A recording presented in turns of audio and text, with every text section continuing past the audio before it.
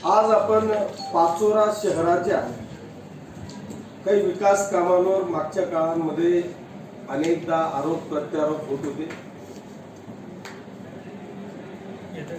ते आरोप प्रत्यारोप खोडून काढण्याकरता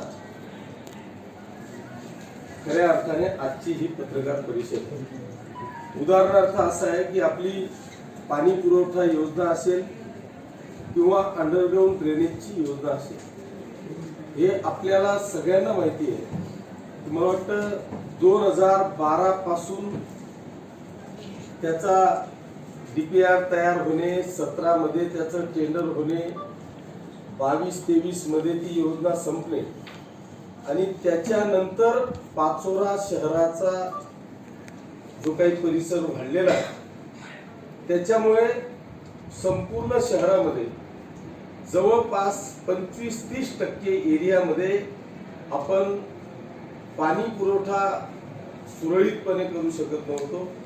अंडरग्राउंड ड्रेनेजचं काम पूर्ण झालं, परंतु 30-40% काम आपण अजून अपूर्ण असल्यामुळे ती योजना कार्यान्वित करू शकत नव्हतो आणि म्हणून आपण आता नवीन पाणी पुरवठा योजना कंप्लीट करण्यासाठी 60 करोड रुपये आणि 60 करोड आणि अंडरग्राउंड ड्रेनेज पूर्णत्वास आणण्यासाठी 58 करोड अशा पद्धतीने जवळपास 120 करोड रुपये पाणी पुरवठा योजना आणि अंडरग्राउंड ड्रेनेजची योजना ही पूर्णत्वास आणण्यासाठी आपण कंप्लीट केलेलं आहे।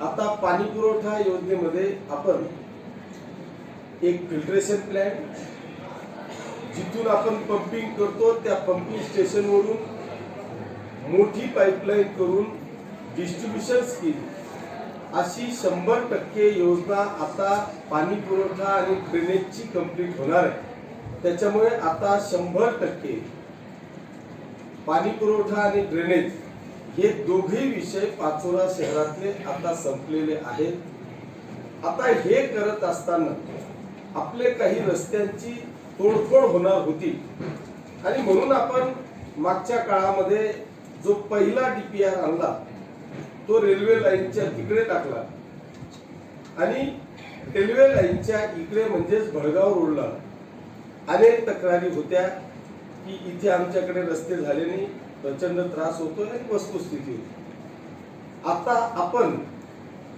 अंडरग्राउंड ड्रेनेज, पाणी पुरवठा योजना आणि याच्या बरोबरच 104 करोड रुपयाचा रस्ता कॉन्क्रिटीकरणाचा डीपीआर हा मंजूर केला, टेंडर झालं आणि आता हातात वर्क ऑर्डर आहे।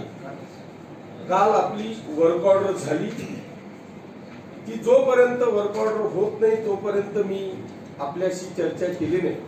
काल MSP ची वर्क ऑर्डर झाली आणि 2 दिवसात व्यवस्थित मुहूर्त बघून आपण त्या कामांना सुरुवात करणार आहोत। त्याच्यामुळे आता पाचोरा शहर पाणी पुरवठा, ड्रेनेज आणि रस्ता खास करून शांभाऊंचा आपला आता कायमस्वरूपी विषय किमान 25 वर्ष किमान या शहराला आता ह्या 3 विषयावर चर्चा करायची वेळ येणार नाही।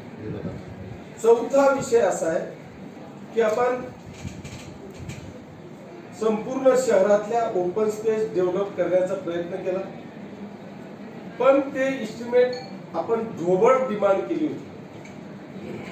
सरासरी आपण 10-15 लाख रुपये प्रत्येक ओपन स्पेस करता मागितले। मागच्या काळात 15-20-25 कोटी रुपये मला वाटतं ओपन स्पेस करता आले। सगळ्या ओपन स्पेस मध्ये आपण कुठे 10, कुठे 15 लाख रुपये टाकले। जिथे छोटी ओपन स्पेस आहे तिचं काम कंप्लीट झालं, पण त्याच 10-15 लाख रुपयामध्ये जर का 20-25 हजार स्क्वेअर फूटची ओपन स्पेस असेल तर ते काम आपण पूर्णत्वास नेऊ शकलो नाही। म्हणून काय झालं की बाजूला फक्त जॉगिंग ट्रॅक सारखं होतं, मध्ये जशीच तशी जागा राहिली।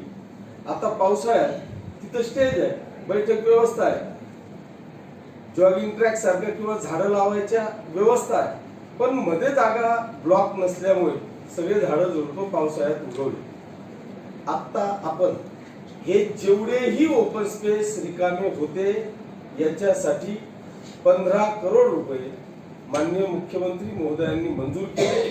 त्याचा GR आज रात्री, म्हणजे आज ईद असल्यामुळे सुट्टी आहे, उद्या गुरुवार आहे, उद्याच्या दिवशी तो GR तुमच्या मी व्हॉट्सअपला किंवा वर्तमानपत्रांना देईल. कारण त्या 15 कोटी रुपयाकरता काही प्रेस घेण्यात मला काही महत्व वाटत नाही. कारण ते आता सवय अशी झाली, मुख्यमंत्री महोदय आल्यापासून, शिंदे साहेब आल्यापासून किंवा युतीचं सरकार आल्यापासून आपण ते 50 टोक्यातच बोलतो. त्याच्यामुळे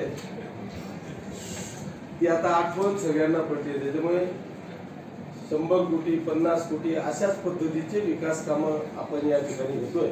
आणि म्हणून आता जी काही आतापर्यंत विरोधक काहीतरी वेगवेगळे, आता इलेक्शन आलं, ज्यांनी 5 वर्ष प्रभागाचं तोंड पाहिलं नाही ते आता नगरपालिकेला गुपचूप फोन करतात, मुरुमचं ट्रॅक्टर बोलवतात आणि मुरुमचा ट्रॅक्टरचं उद्घाटन करायला सांगतात. आता मी मुरुमचं ट्रॅक्टर आणलं. इतकी दयनीय अवस्था विरोधकांवर आहे ते मी समजू शकतो, कारण इलेक्शन आहे. पण त्यांना आता भविष्यातल्या 25 वर्ष मुरुमच्या ट्रॅक्टर टाकण्याची सुद्धा वेळ येणार नाही. इतका त्रास कमी आपण विरोधकांचा केलेला आहे. कुठलाही त्रास त्यांना आता भविष्यात होणार नाही याची काळजी आपण या ठिकाणी घेतलेली. दुसरा एक विषय आणखी असा होता की मी तुम्हाला मागे सांगितलं, आपण राम मंदिराला चहूबाजूने कसं जाता येईल हा एक प्रयत्न करत होतो. तर आपण आता राम मंदिरामध्ये जाण्याकरता जैनपाठ शाळेच्या जागेतून 2.5 करोड रुपयाचा ब्रिज आपण मंजूर केलेला आहे. तो आता जैनपाठ शाळेतून तुम्ही मानसिंगाच्या ग्राउंडवरून डायरेक्ट प्रभू रामचंद्राच्या दर्शनासाठी 1 मिनिटात तिथे पोहोचाल अशी व्यवस्था आपण त्या ठिकाणी करतोय. त्याच्यासाठी 2.5 करोड रुपयाचा ब्रिज आपण मंजूर केलेला आहे. धन्यवाद. जय हिंद, जय भारत.